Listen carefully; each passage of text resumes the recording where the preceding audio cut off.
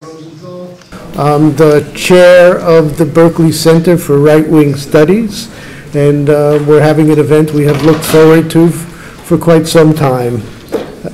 Before we begin, I'd like you to announce what our next event is going to be, which we're also very much looking forward to. On Friday, April 21st, the center will present a symposium focusing on the first 100 days of the Donald Trump administration. Scholars from UC Berkeley and other Bay Area academic institutions will speak on the implications and effects of the administration's foreign and domestic policies. This event will take place in the Blanche Dubois room. I mean, all these days depend on the kindness of strangers. And that's in Hearst Field Annex. We have co-sponsors who I'd like to thank. These include the Department of Sociology and the Linguistics Department and the Center for the Neural Mind and Society. Please check your cell phones, double check them, turn them off. The format will be that Professor Lakoff will speak for 45 minutes, and then we will open up the event to questions and answers. And I'm going to truncate a little bit my introduction for George Lakoff, who is a professor in the Graduate School of Cognitive Science and Linguistics. He is best known for bringing the technical study of semantics into linguistics for the discovery of the cognitive mechanism of metaphorical thought, for bringing the detailed study of framing into political analysis, for beginning research on embodied cognition, for research into how ideas and language arise from neural circuitry, and for the discovery of the largely unconscious moral systems defining progressive and conservative thought. He has written 7 books, most notably Moral Politics and Don't Think of an Elephant, Know Your Values. And he is now engaged in the startup Citizen Communications Network, whose mission is to thoroughly reframe public discourse from a progressive perspective using social media, allowing concerned citizens nationwide to participate for free. With that, today's title is The Present Political Divide, What to Do Now. Please join me in welcoming Professor George Lakoff.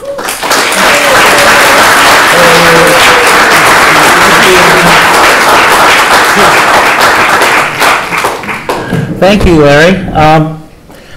Well, sorry, I was a little late because of parking, but I think you understand that issue. I want, first of all, the Citizens Communication Network is an important thing. I'll talk about it later as we get along. But I want to begin with a little bit of background on the neural mind. Ideas don't float in the air. All thought is carried out by neural circuitry. And repeated activation of that idea circuitry strengthens that circuitry. Every time you activate a circuit, it gets stronger. If you want to know what stronger means, I'll tell you later. The worldview, a worldview is basically a complex of ideas carried out by neural circuitry, and they're there. And every worldview that you have, if it's a worldview, it characterizes what you're doing unconsciously and automatically. 98% of thought is unconscious. Unconscious. Consciousness is tiny by comparison. Unconscious thought determines conscious thought, and most of your decisions are made unconsciously before you're consciously aware. So, very important thing to understand. If you believe that thought is just conscious, it isn't true. In addition to that, thought is not just logic, though I tried to get people to believe that starting in 1963, but by 1975 it was untenable. Thought is based on what we'll call frames, and we'll give you lots of examples of that, and conceptual metaphors and other cognitive mechanisms. But basically, thought is not what you might think it is. It's not like, like Descartes thought it was. And it is largely unconscious and uses frames, metaphors, etc. via neural circuitry. Now, that is a non-trivial statement. I'm finishing a book with Srini Narayanan now on how that works. But it's very important for a number of reasons. One of the things that you find when you start studying politics is that all politics is moral.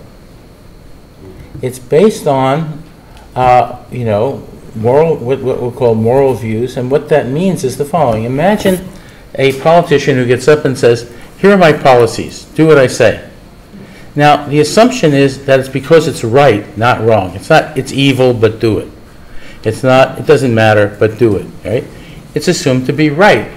And so if you have different or opposite policies, you have different or opposite moral views.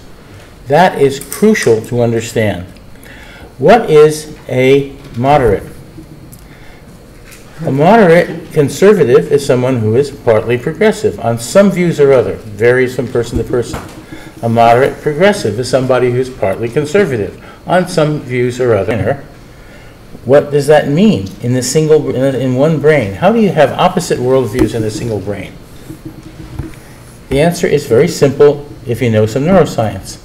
There are circuits called mutual inhibition. That is, the activation of one turns off the other. And mutually inhibitory circuits are all over your brain and your body. Every muscle that you have has another muscle. Every tensor has an extensor. They're connected by mutual inhibitory connections. So if you tense this, you relax that, and conversely.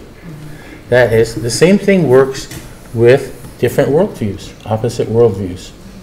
So what that means is, if you activate one of those worldviews much more than the other, it gets stronger. And if you activate a minor worldview enough, it can get to be a major worldview.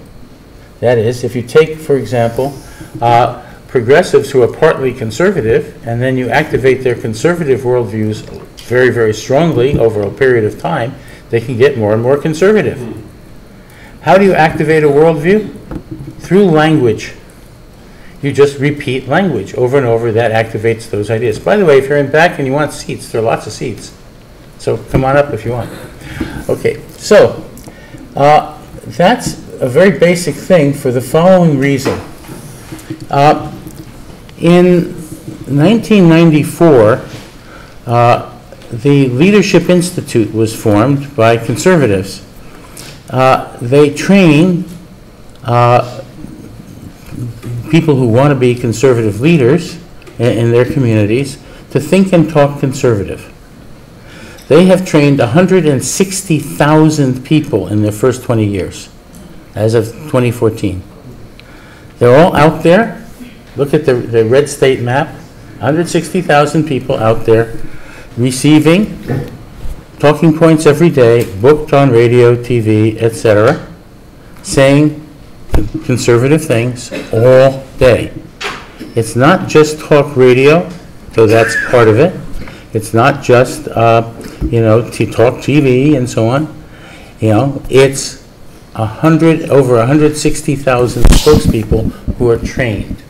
They've been out there doing this for about 25 years now. Right? Nothing like this on the Democratic side.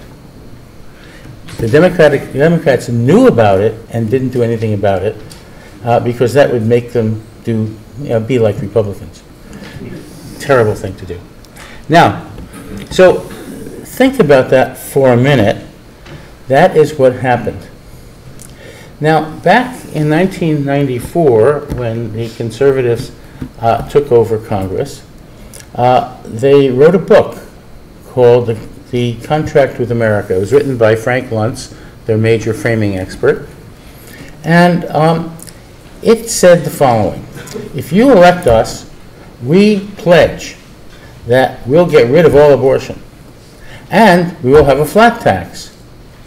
Now, reading this, I wondered, what does the flat tax have to do with abortion? And they said everybody can own a gun. What does that have to do with the flat tax and abortion? And we'll get rid of all environmental regulations.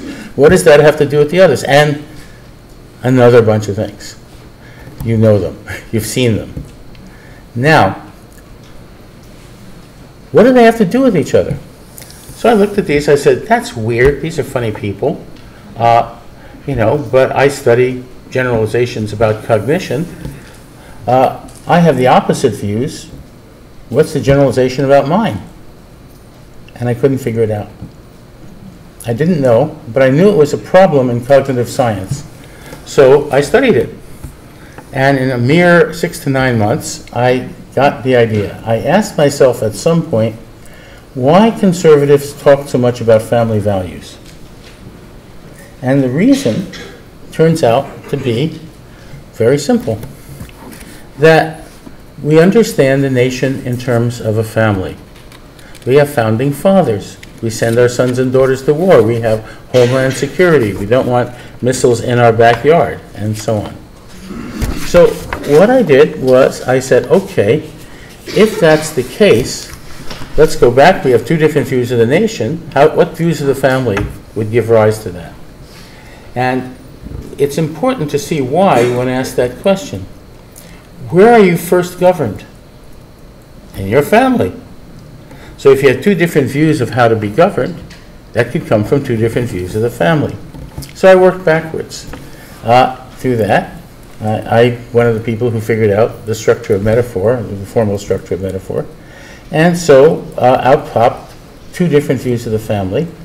For progressives, a nurturant parent family. For conservatives, a strict father family. Now, the nurturant parent family is familiar to progressives. So, for example, in that family you have two parents equal. They empathize with their children. They have to know what their children need. They have to have open two-way communication to know what the children need. They have to both protect and support their children and nurture them. And they have to want them to have a sense of well-being, to be fulfilled in life. And they want them to grow up to care about other people, both take care of themselves and others, and to want others to be fulfilled in life as well. And then they have to be, and to do that, they need to be healthy, they need to be educated, they may need, if they have special desires or talents, they may need to get music lessons or whatever. Okay? Normal, nurturing parent family. Now, if you have a strict father family, it's real different. So, let's see if this goes here, somewhere or other. How do I move reality about? Well, first, father knows best in the strict father family. That is, the strict father family has a father who is the ultimate authority, and that's justified because he knows right from wrong. I mean, his job is to teach his children right from wrong and make sure his spouse supports him in this. And when the children don't do what he says, he's supposed to punish them painfully enough so that they will want to avoid the punishment and do what he says. And if they do that, there's a certain thing that follows.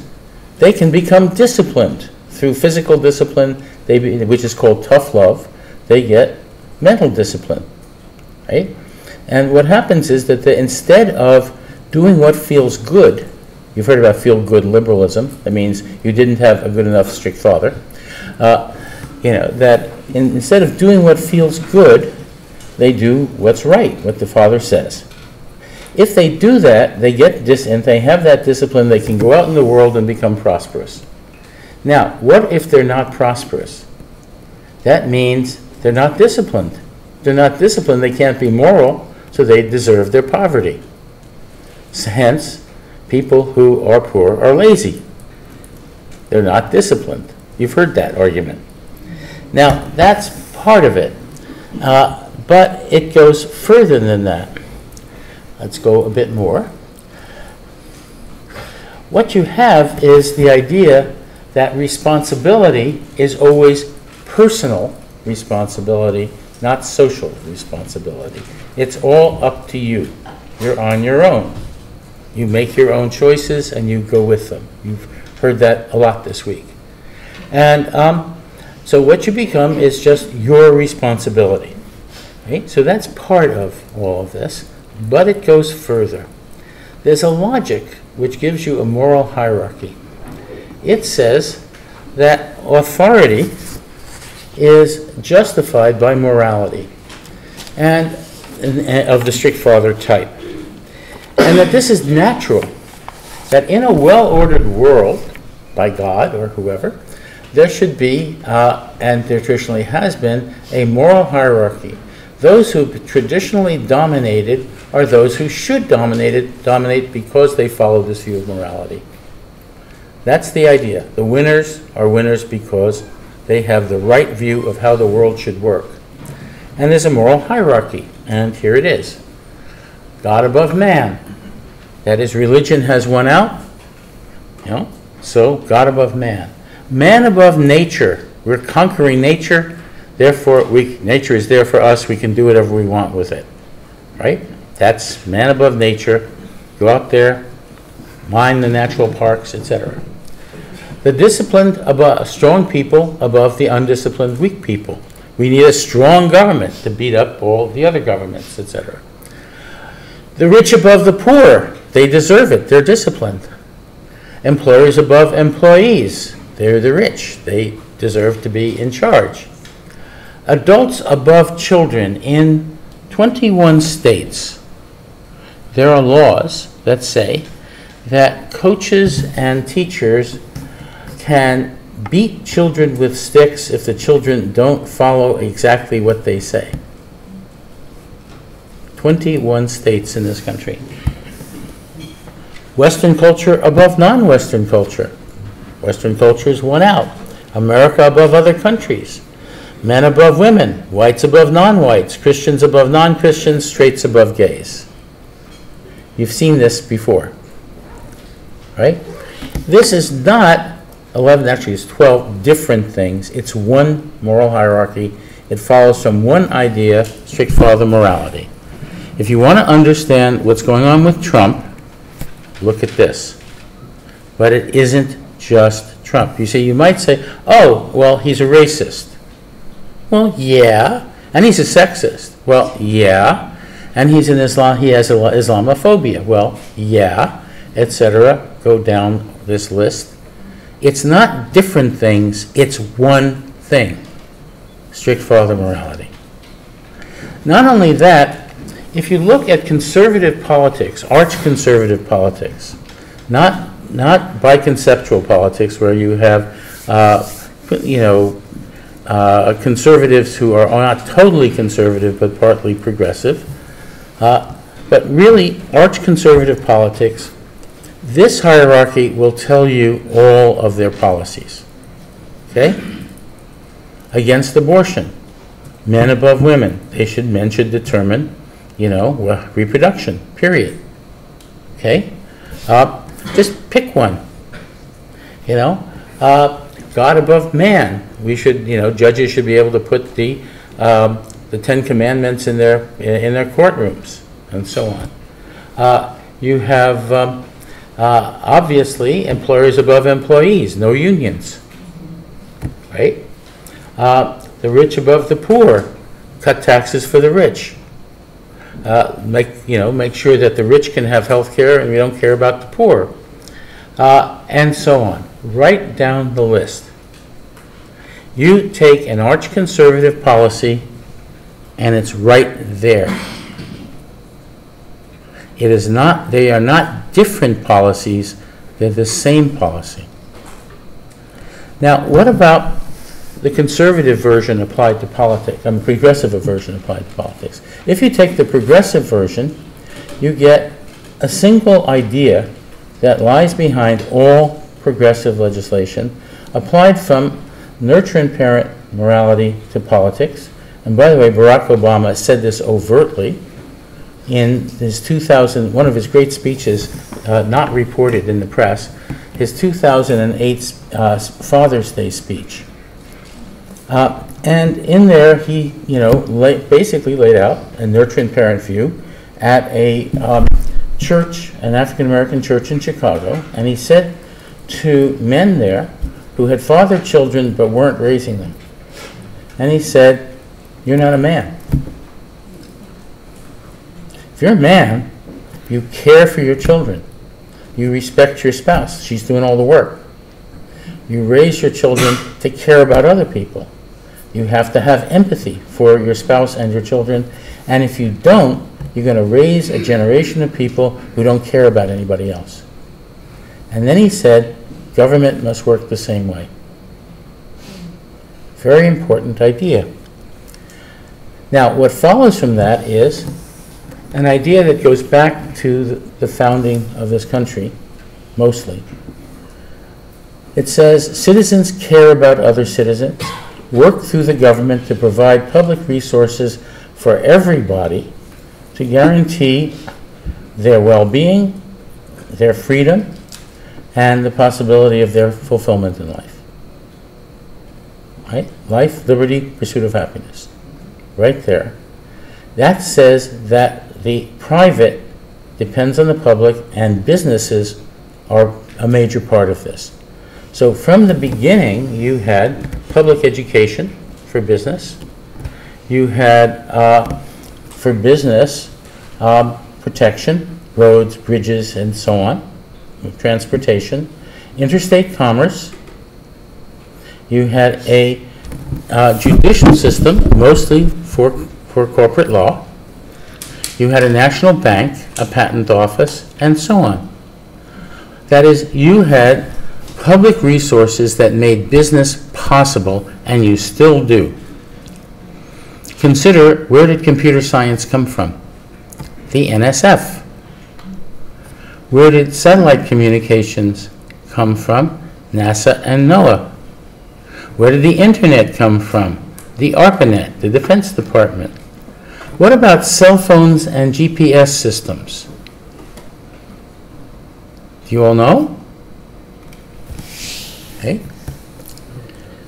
We have, from our Defense Department, at any point, 24 satellites going around. There are some more up there in case there's a failure. That at any point, there are 4 focused on every point on Earth. 4 on every point on Earth. They go around. You want to make a call. You make a call to go around to the other side of the world or the country. It beams up. The closest one has to pick up the signal. It has to move the signal from satellite to satellite to satellite, and then go down to within 15 to 30 feet. Okay? How fast does it have to go? Nanoseconds, billionths of a second. If this is 1/1,000,000th of a second off, you're hundreds of miles off. Our government, your taxes are upholding the economy of the world, as well as all private communication in the world and GPS systems. You are doing this. Right? The private depends on the public. Right? Short sentence, but that encapsulates what this is about. And it's not the government, it's the public, it's all of us. And that's important. I want to stress the public and the idea of the public in an important way. What we have in the notion of the public is a remarkable thing in terms of framing. And I want to get into framing right now. Donald Trump came out and he said that he wanted to get rid of 3/4 of all regulations in the government. And if there was going to be a new one, he was going to get rid of 2 old ones. Now, a regulation, if you look it up on the web, is defined from the point of view of a corporation. If you have a corporation, regulations are things that keep corporations from doing whatever they want to do. They impose on those corporations. especially if those corporations do things that harm people. Right? They impose on them, they're burdensome and they're costly, and they want to get rid of them. And that's why, you have the Republicans and Paul Ryan wanting to get rid of regulations. Shift the point of view to the public. Regulations are there to protect people from unscrupulous corporations. They are protections. Imagine Donald Trump or Ryan getting up saying, we want to get rid of 3/4 of all public protections. Just think about it for a minute. And think about all of you and citizens all over the country saying that over and over, because that is what is being done. What it does is shift the frame from one point of view, the corporate point of view, to another point of view, the public point of view. And that's an important shift. Let me give you another one. You've heard the claim that, corporations and rich people are job creators. Now, did they give you jobs just to be nice? Come, we have a bunch of jobs for you. You need them, okay, we'll give them to you. Doesn't quite work that way. They only give them to you because when employees are profit creators. Workers are profit creators, and that means they deserve part of the profit. They deserve to be treated with respect and decency and safety. Isn't that important? It's a shift of viewpoint. It gives you a different frame from a different viewpoint, from the point of view of the people who are served, from the public. What is a pension? A pension is delayed payment for work already done. So if they say, we can't afford these generous pensions. Not generous. You earned them. They're stealing your money. What about benefits? Long term. They're not gifts. They're earnings. You took the job on the grounds that you would have health care, for example. If they're going to be cutting that, they're stealing your money. They're stealing your earnings. Right? Now, this needs to be said, and I'm in favor of changing the language. The reason we're setting up a citizens communication network is to do this systematically over hundreds of cases, and to do it out day by day, case after case, on how to do that. And we are giving this away free to any citizens who want it, individuals, to groups like Indivisible. We're working on April 17th, I'll be talking to Berkeley Indivisible, and it'll be streamed to all 5,900 branches. And we're going to talk about just these things. How to do it. What is a union? A union is an instrument of freedom from corporate servitude. It's something that says that the corporation you're working for can't give you arbitrary working hours. It doesn't just decide how little they can pay you to increase their profits. It can't just decide whether or not you'll get a pension and so on.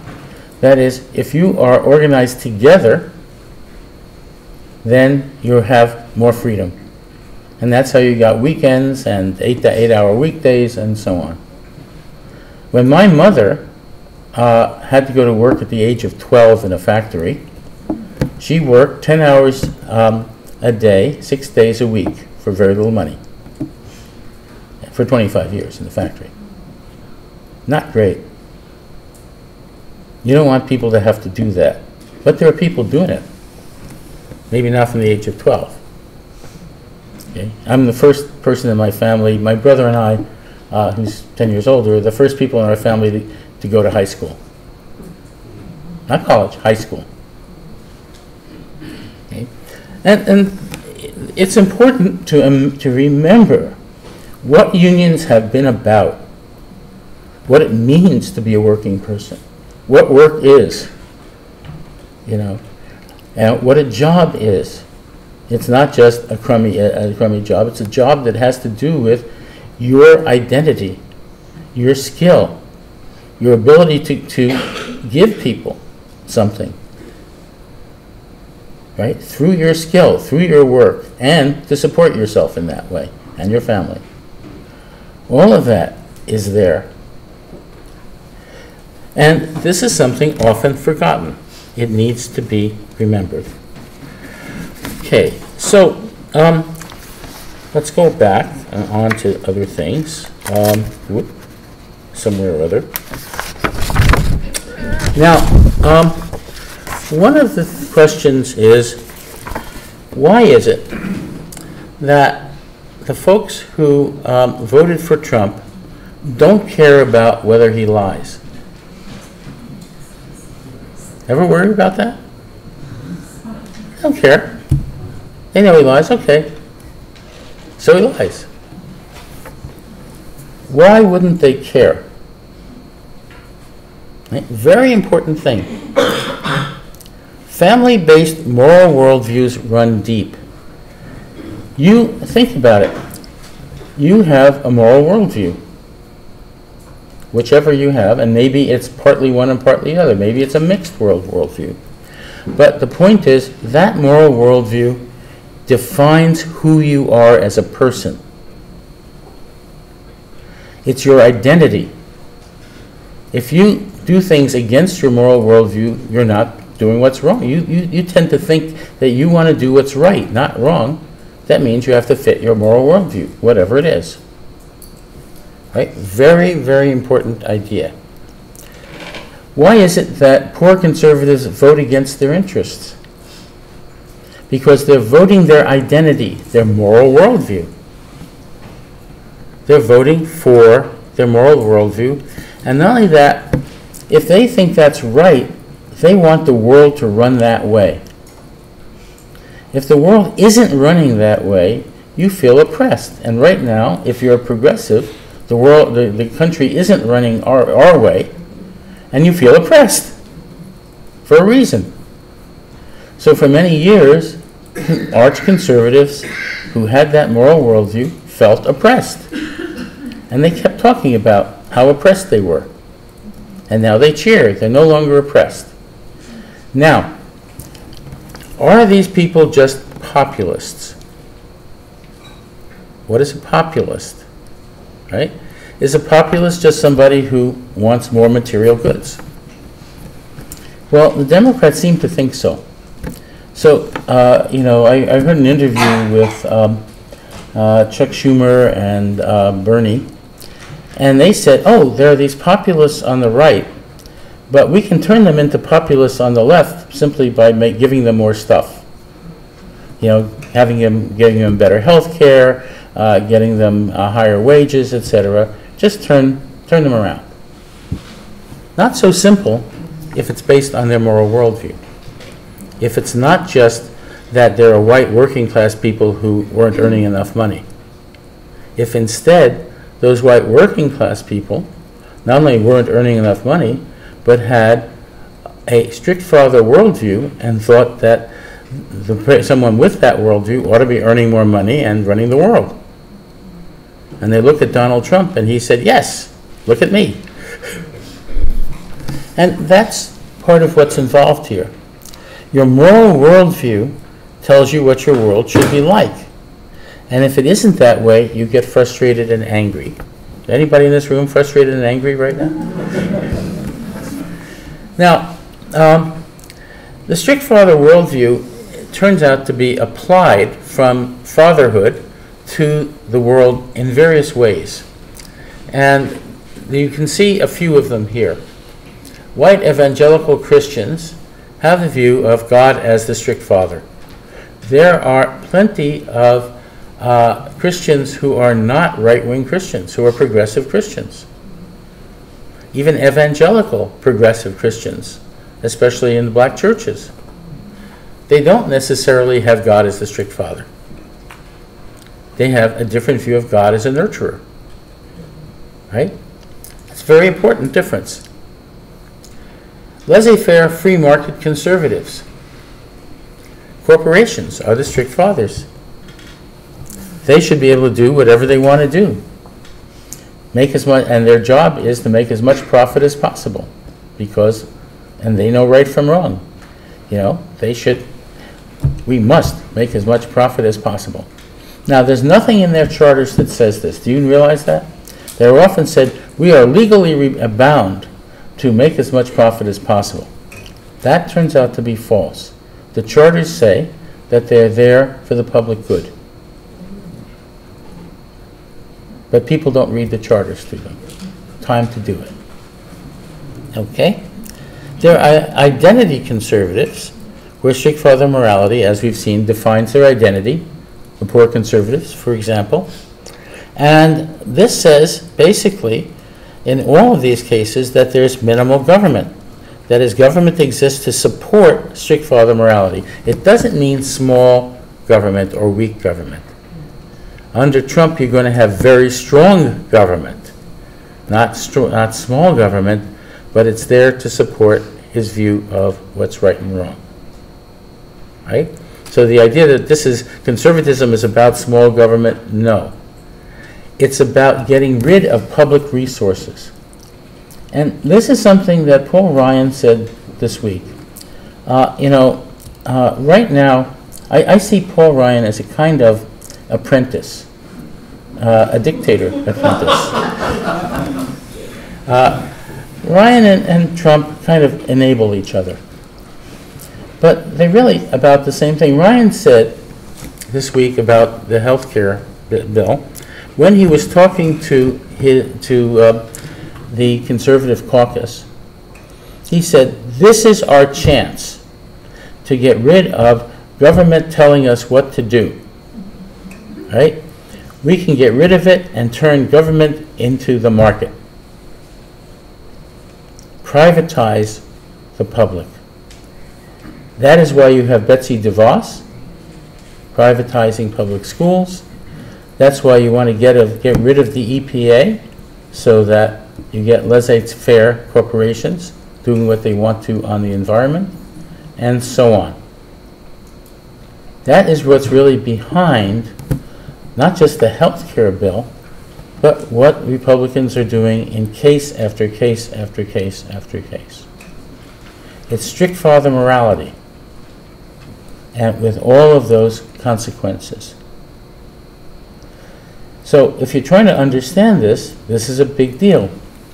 Now, one of the things that I kind of thank, if I have to thank Trump for anything, which is hard, first it's for organizing people, organizing progressives, but also what I've learned in the past couple of weeks is that I didn't have a full appreciation of what what democracy is. And I went back to Lincoln's view of a government of, by, and for the people. Of the people, what does that mean? It means there's no line between the people in the government and the people outside. It means you have public servants in the government who are like the people outside. And that has an entailment. That entailment is open communication in both directions. The folks in the government should not have a gag rule like we have now. Right now, the EPA is not allowed to tell us anything that they know. The Food and Drug Administration isn't allowed to tell us. The SEC isn't allowed to tell us, and so on. That is, all these government agencies are not allowed to tell us what they know. No longer a government of the people. If there's a wall, it's not along the border, it's between the government and the people. That's his real wall. So that's the first way in which you get dictatorship. The second is government by the people. Who's running the government now? Billionaires. I mean, that's not exactly government by the people. Government for the people. That's empathy. It says, if you don't care, you don't have a government. And this came up a lot during the Women's March. You know, I wasn't in Washington, but I was watching a lot of it on TV, and I heard a lot of the speeches, and then afterwards the commentators came on both the left and the right, and the commentators on both sides agreed on one thing. What they said was, each of the speakers got up there and they all had different ideas. There was no focus. You know, there was somebody who was Latino talking about Latino rights, and somebody who was African American, and a woman talking about abortion, and et cetera. One after another, all talking about different things. And both sides agreed that it had no focus. That didn't make no sense to me. They had a focus, one focus, nurturance. That's why it was a women's march.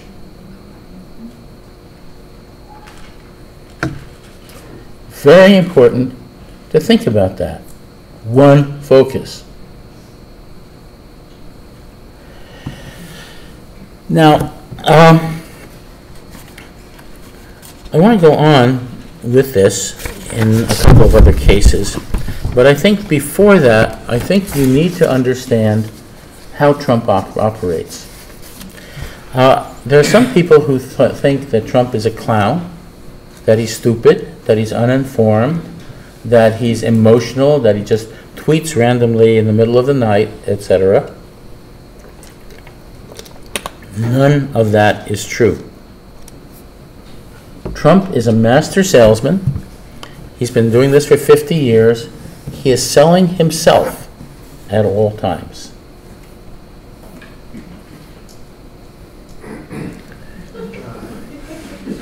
Now, and he has a lot of techniques, but before that, I want to go over tweets. We have I was on a show called On the Media on NPR with Brooke Gladstone, it's a wonderful show. I love this show. And Brooke asked me, what should we do to cover Trump? And I said, well, first of all, you don't just announce the tweets. That's not news. That's not what this is about. I said, first of all, you need to understand what the tweets are. And I did an analysis of the tweets. There are 4 types. There's a nice diagram I can send you if you're interested. But it's a very simple bunch of things. Here's how the tweets work. There's one type which is preemptive framing. He frames it first. There were 3 to 5 million illegal votes. We're going to frame that first. Always get it out there first. We're going to cover everybody in this health plan, and it's going to be cheaper than the other one. Everybody's going to be happy, right? Frame it first. Frame it first. Frame it first. Preemptive framing. Crooked Hillary. Preemptive framing. Okay? The fake news press. Preemptive framing. Okay? Second, diversion. If he's being attacked because of his contacts with Russia, you attack Meryl Streep. And then all the people in the media, like a dog chasing a ball that you've thrown, go after Meryl Streep. And for 3 days, there's nothing but Meryl Streep on there. Or you go and you say, Obama's wiretapping. And then for weeks, there's a question of, is he wiretapping? How would you show it? Is there evidence, etc.? And they're not talking about all the other stuff.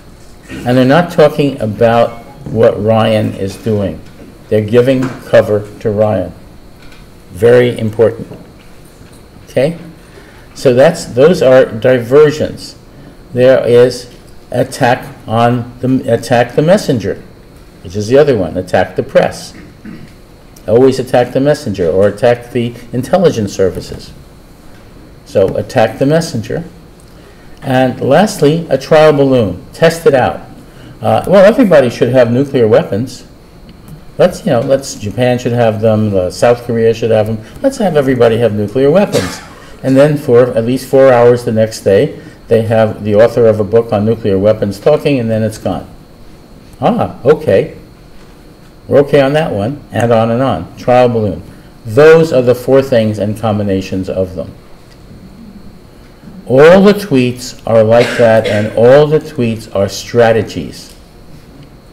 They're not random things in the middle of the night. They're strategic. He's a salesman. He knows what he's doing. Okay? Now, how does he control things? Well, the first thing, as we saw, is he controls information, a diversion, attack the press, and eliminating sources of truth. Lots of them.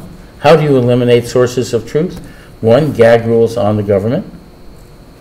Two, get rid of those prosecutors, those 46 U.S. attorneys. Get rid of sources of truth in, put his guys in charge of the intelligence agencies. Get rid of those things. Take the military people off of the Foreign Policy Committee and put Bannon on instead. Control the truth, what counts as truth. So that's another very important thing. By the way, every time he uses the term the American people, he means his followers. The American people demand that NATO build up its military more, etc. You'll get that. The American people demand better health care, that we get rid of Obamacare. Next, repetition. Crooked Hillary, crooked Hillary, crooked Hillary, crooked Hillary, over and over and over, day after day. What does that do? It strengthens a frame. It strengthens what's in your brain. Okay? Preemptive framing we saw. Salient exemplars, what that means, it's a technical term, means well-known examples that stand for a whole category. So, there have been cases where someone who was Muslim went on a rampage and shot people, and it was in the news a lot. So that means Muslims go and carry out terrorist thought. Muslims are terrorists, right? There was a rape by a Mexican American. Mexican Americans are rapists, and so on. Well, you take well-known examples and let them stand for the whole category. That is a normal thing that happens in cognition. It happens all the time. It was first figured out by Danny Kahneman, the guy who founded behavioral economics at Berkeley here. He discovered that here in our cognitive science department.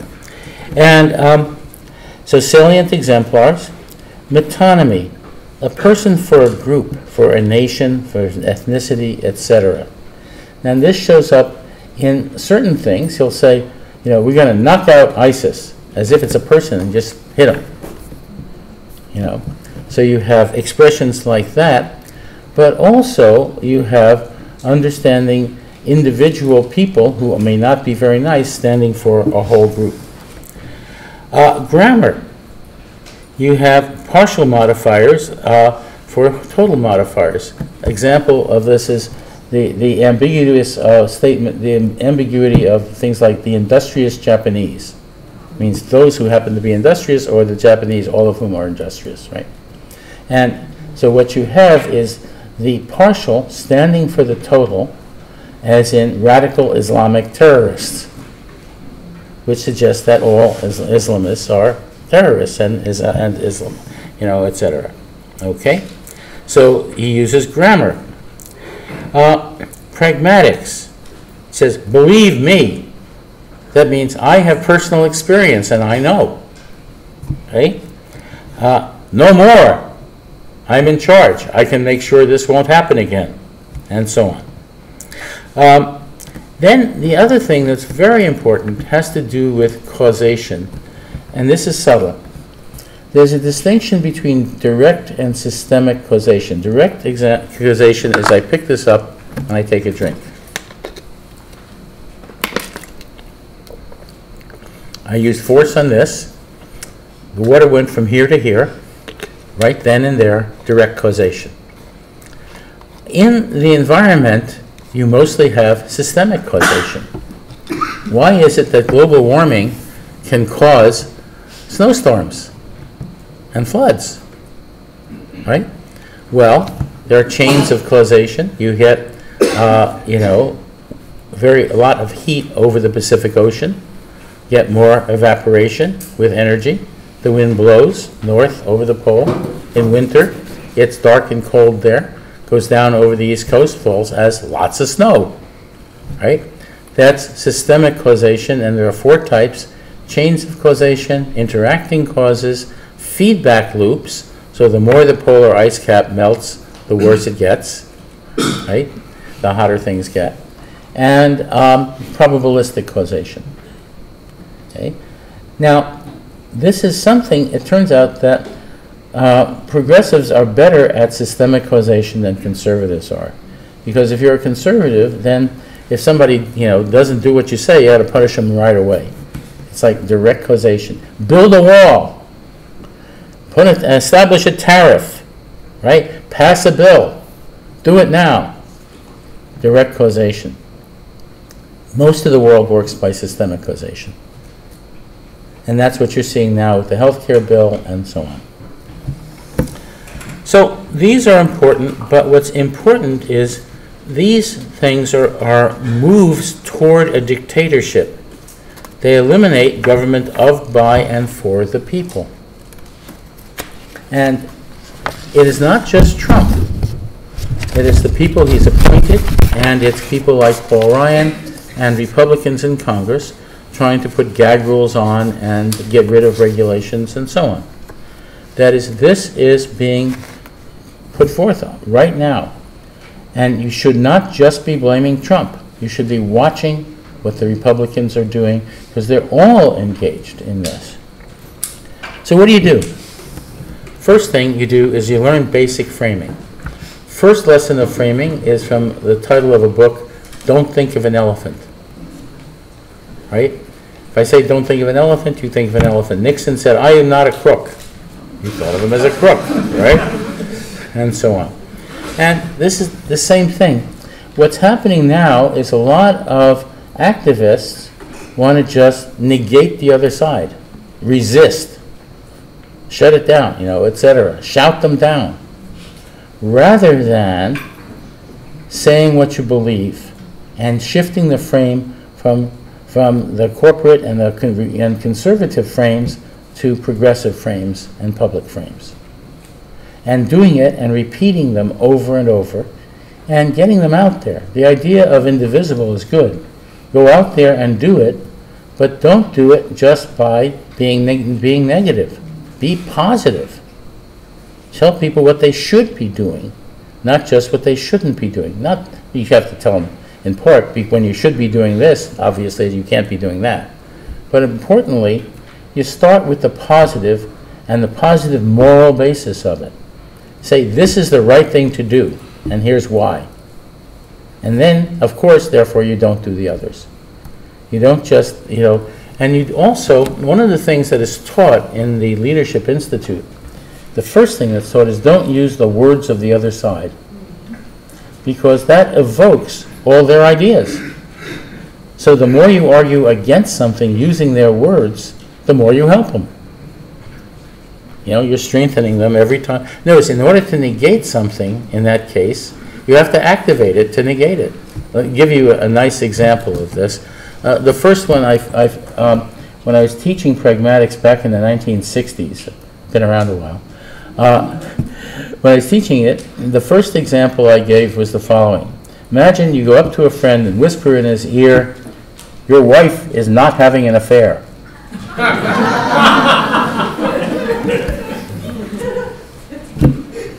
I don't need to say anything else. Now, so basic framing, it starts there. It has to do with the structure. A frame is a mental structure that's characterized by a neural circuit, by neural circuitry. The more you activate the frame, the stronger it gets, and you think of things in terms of that frame.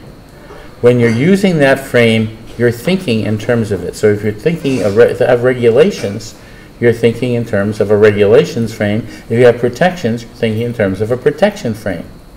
If you have job creators, you're thinking in terms of one frame. If you have profit creators, you're thinking in terms of a different frame, right? That matters, and frames vary by viewpoint, right? Very simple thing. Basic framing involves stuff like that. And there's emotions in basic framing. There are emotional frames. The job of the Citizens Communications Network we're setting up, which is for individuals, media, and various folks in politics. And I want to say something about folks in politics. I don't just mean electeds. I don't just mean their staffs, but that includes their staffs. If you take a look, let's say, at the Democratic Party, who do you have to talk to? Pollsters, strategists. Who employs the strategists? PR firms. PR firms earn their money by employing strategists and then getting 15% of all the buys, right? So you got to do that. There are operatives, lots of operatives, who are hired to do all sorts of jobs. That is the Democratic Party, not just the people who are elected and their staffs. And in fact, very often the people who are elected are controlled by the other guys, by all of their pollsters, by all their strategists, etc. So it's really important to have a realistic understanding of what political action is. Political action is not just going to talk to the candidates, which is necessary. And candidates, not just national candidates, at all levels. You know, the Republicans many years ago decided that they would go after the state legislatures. And they knew perfectly well, one, they could change the laws there more easily, and two, it's cheaper to buy state legislators. Much cheaper. Okay? So it turns out, and then, of course, the state legislatures determine gerrymandering, the districts. That's how Republicans took over Congress with a minority of votes. Okay, so the idea is this. One more last thing. Look at the First Amendment. The First Amendment to the Constitution is not just about freedom of religion and freedom of the press, both very important, and freedom of speech, but also freedom of assembly. That's what indivisible is about. And there shall be no law restricting citizens from expressing their grievances to the government. Crucial. That means the First Amendment says what you should be doing as a citizen. Thank you.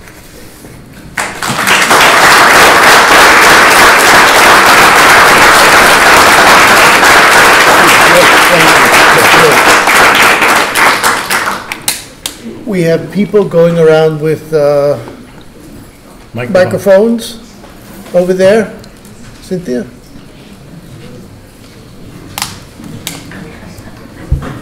Thanks again for your excellent presentation.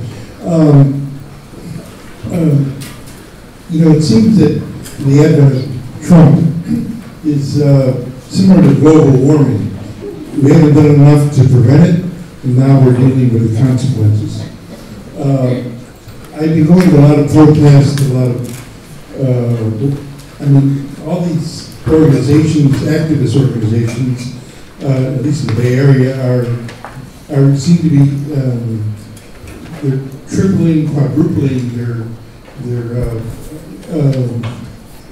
the people that are involved. Lots of young people are rising up, finally. But I know a lot of them seem to be saying that Trump is a product of a dysfunctional, this is the dysfunctional system of capitalism, and we need system change as well. Well, that's a piece of the story. Remember that laissez-faire capitalism is one consequence of strict father morality, but only one consequence, and it's laissez-faire capitalism. And that's why Robert Reich's book called Saving Capitalism is an important book. It says it's not the idea that you don't have any capitalism at all. It's the idea that capitalism is there to serve the public good. That's what those charters are about. and that you have to insist that people go by their charters, that they serve the public good. And you need to have forms of capitalism that do this, and you need to change capitalism. But that's a different thing from saying all capitalism has to go and so on. So I recommend, I think Reich has it exactly right on that one.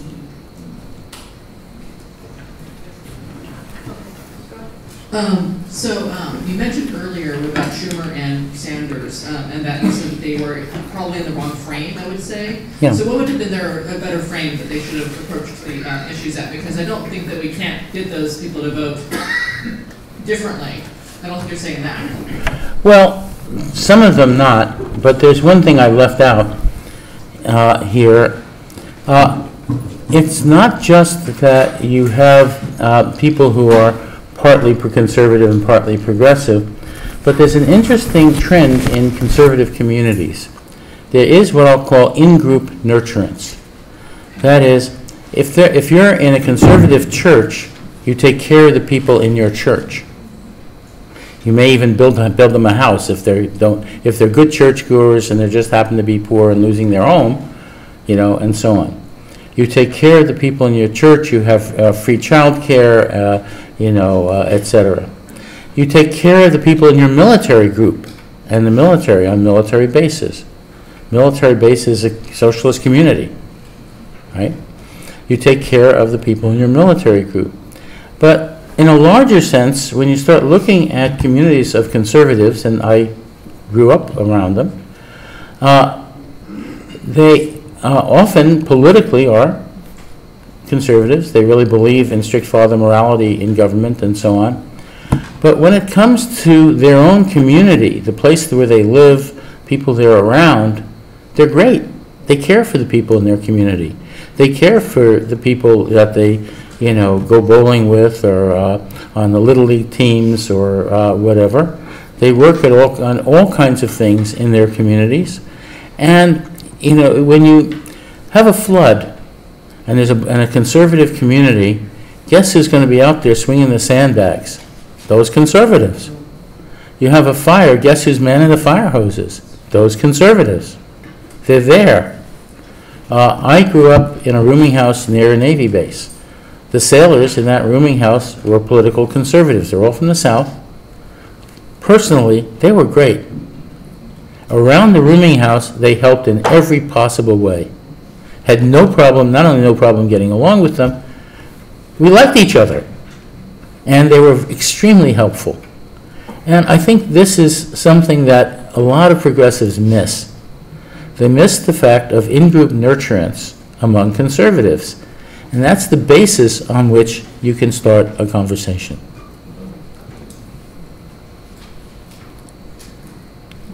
You have a question? Yes. I have a question about the strict father morality. Yeah. Do you have any references or texts that specifically talk about that? Yeah. If you like, we can give you the technical stuff. One of my former students, Elizabeth Veiling, got together for her dissertation with social psychologists who do survey and polling research, and they took the stuff from the book Moral Politics and the mappings between the families and the political positions. They wrote them down, and then they cut them and randomized, and then they ran surveys and other tests to see if they came together, and they did about 95% of the time.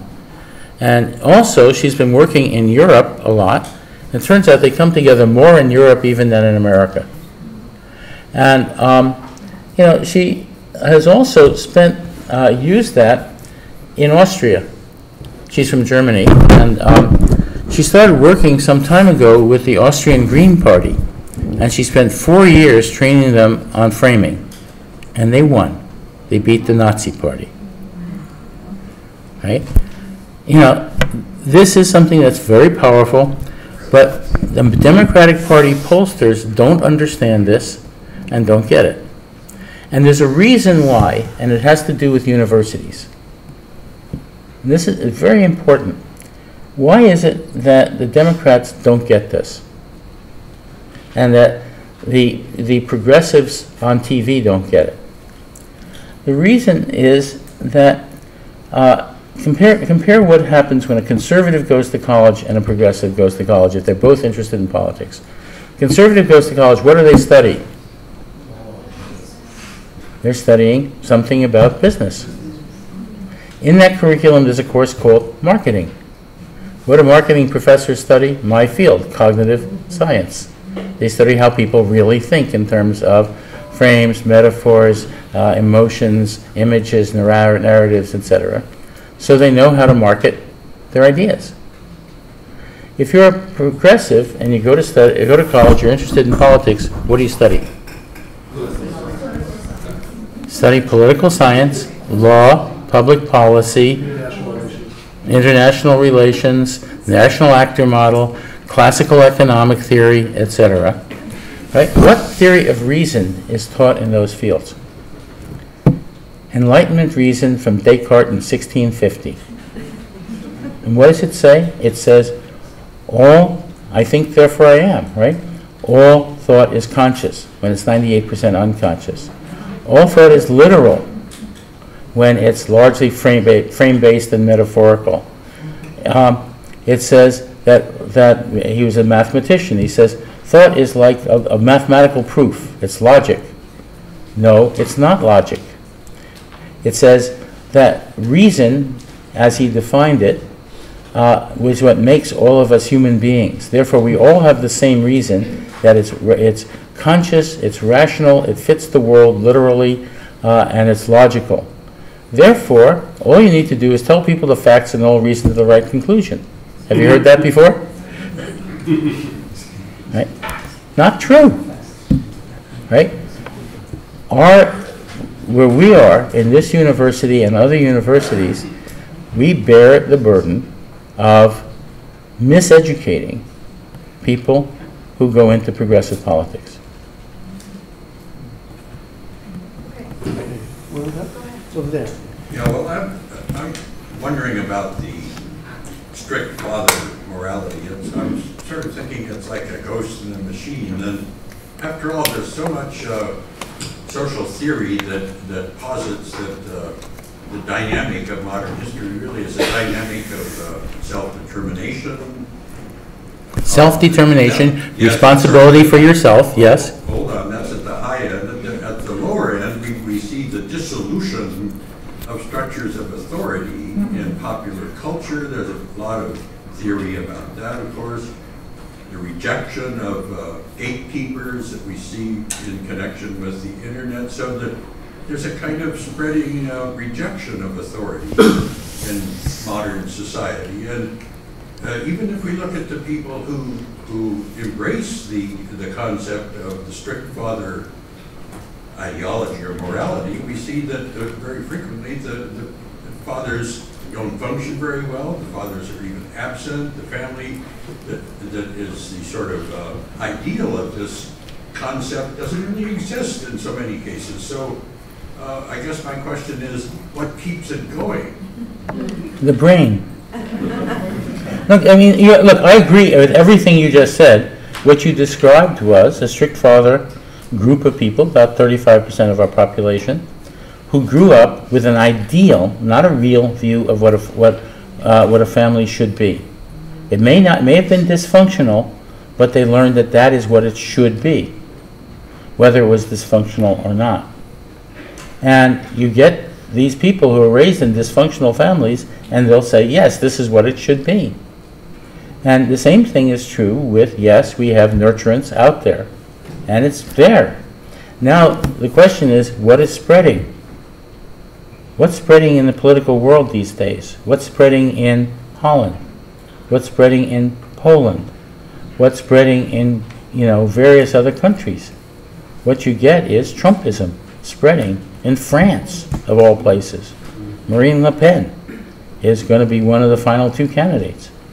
I mean, this is something that is spreading, unfortunately. And it's not that we had this idea that inevitably liberal democracy would just spread and take over everybody. you know, the wall, the Berlin Wall would come down, and democracies don't fight other democracies, and it will just spread. It isn't true. It hasn't been true. And not only that, the right wing has institutionalized it not being true, not just with the Leadership Institute, the McCain Institute. Leadership Institute not only functions here, it functions in 15 other countries. The McCain Institute functions in many other countries, you know, spreading conservatism. There are other, you know, conservative views functioning all over the world, you know, with lots of money behind them. This is a big deal.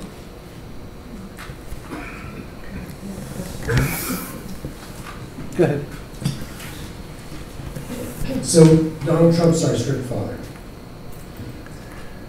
And we have good evidence, and it's been widespread, that he has engaged in all kinds of sexual improprieties and done all kinds of other things that we would generally consider, and people on the right have traditionally considered to be morally reprehensible. And it sounds like what you're saying is that in the strict father model, this is so broad and so powerful that this person can essentially do no wrong, and we rewrite our reality around him, or we warp it around him in some sort of way, where we simply don't look through that. We say, it's dad, he's dad, whatever he does has to be okay. Help me out. It's not just him, it's you. It's the people out there who have that view of morality in their brains defining their identity, their very identity. And if they said, no, I mean, think about the Hillary campaign, where they said, oh, look at all the bad things that he's saying, we're going to put him on there saying these awful things, right? What they actually did was put Trump up there, being a strict father, talking strongly, putting down liberals. And all the conservatives said, great, because he is showing that that's who we are. It's our identity. You know, that's why I start with the brain. Has he redefined what it means to be conservative, that they can all engage in sexual proprieties now? No, not at all, because, again, if they are, in terms of religious conservatives, they're not going to do that. They may have other views on them, you know, other constraints in their community, in their families. If their in-group is their family, then no, that's not the case, and so on. No, it doesn't say that. It says that with respect to power in the world, that view that Trump has says we get power in the world. Our identity is shown to be right fundamentally, and let the other chips fall where they may. It says we are right. Our brains are right. We have been oppressed for so long by those liberals. No more.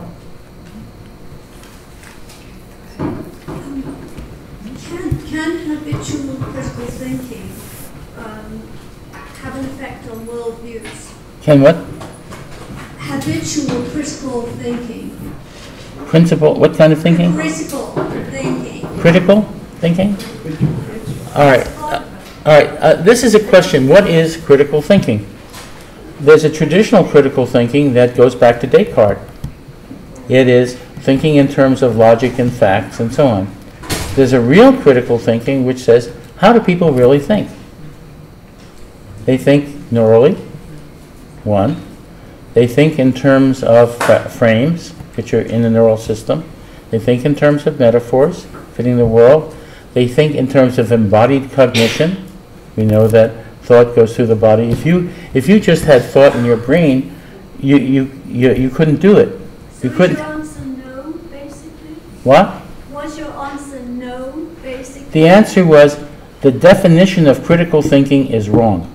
The answer is yes, the right kind of critical thinking based on the way people really think.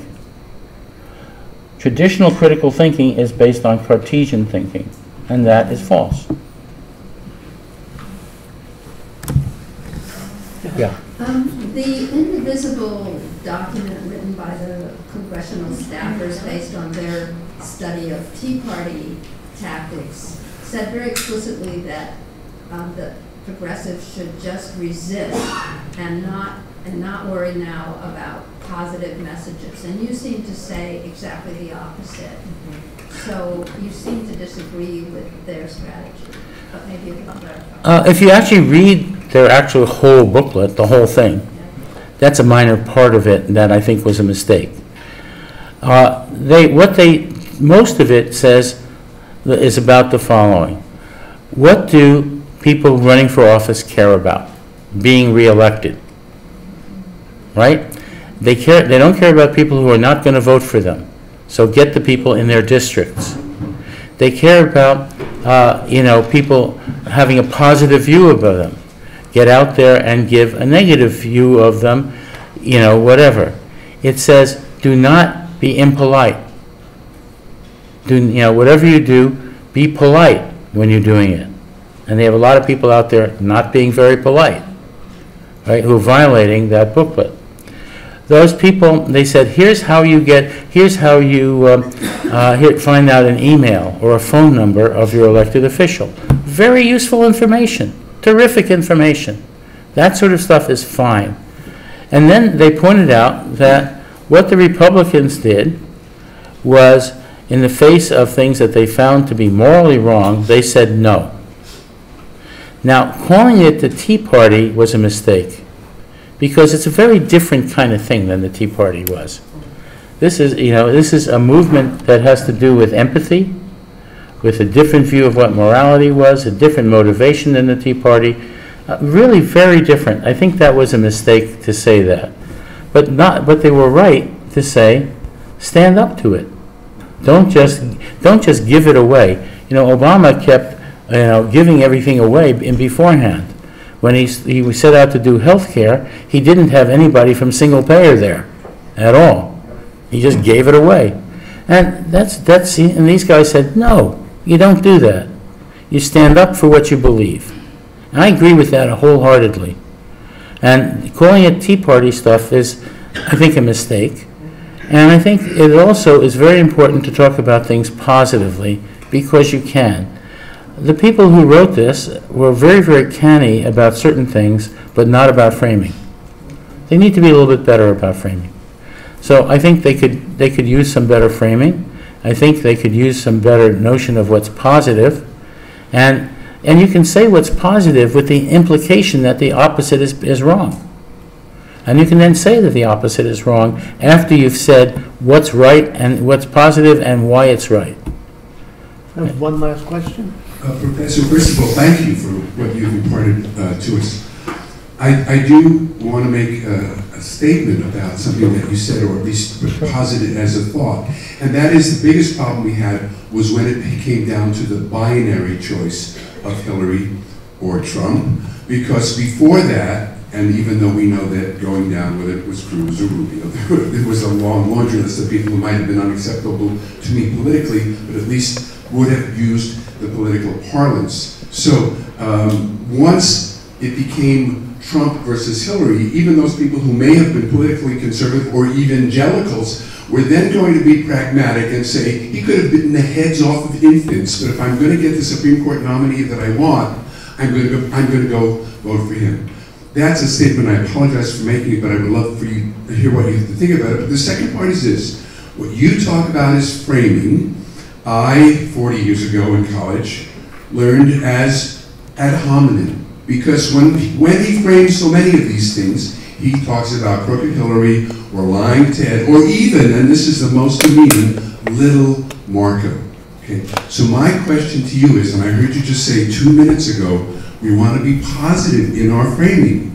But in fact, it seems to me there would be ad hominems that are available to us that would allow us to demean in perhaps a polite way so that it's no longer the Oval Office, it's the Oval Orifice, or whatever it may be, so that we can find ourselves redefining what is this blight. It's not even about politics. It's about the position that he has taken, which is demonstrating to children that it's okay to lie, cheat, steal, call names, and then be elected President of the United States. And I'd love to hear what you think about that. Great question, which is not a one-sentence answer.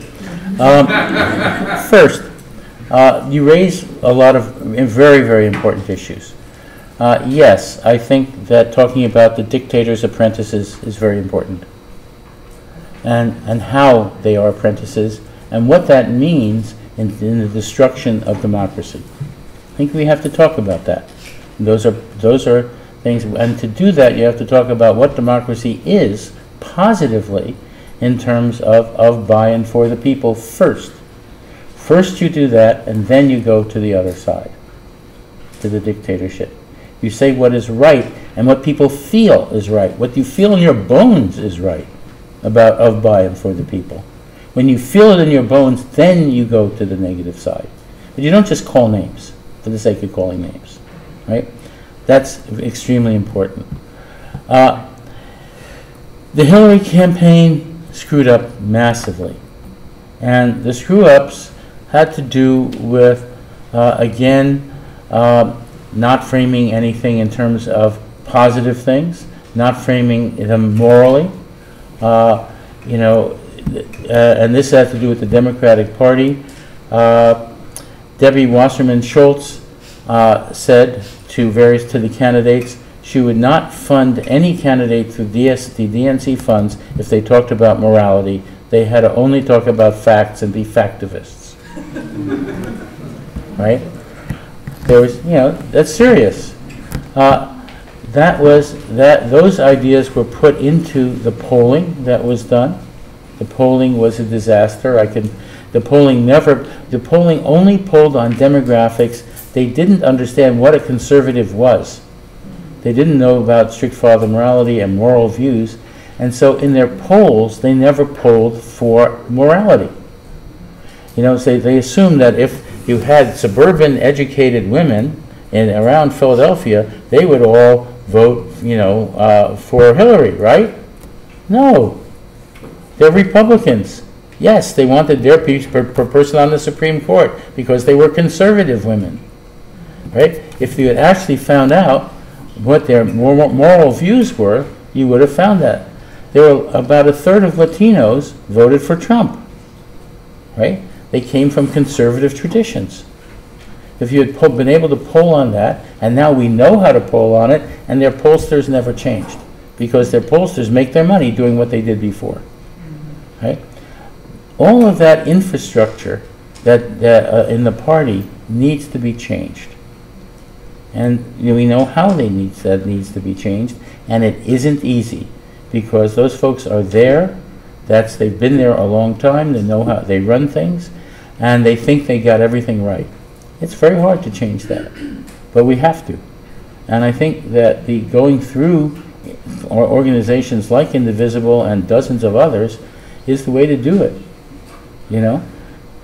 Have the people frame it better, and then make the party frame it better.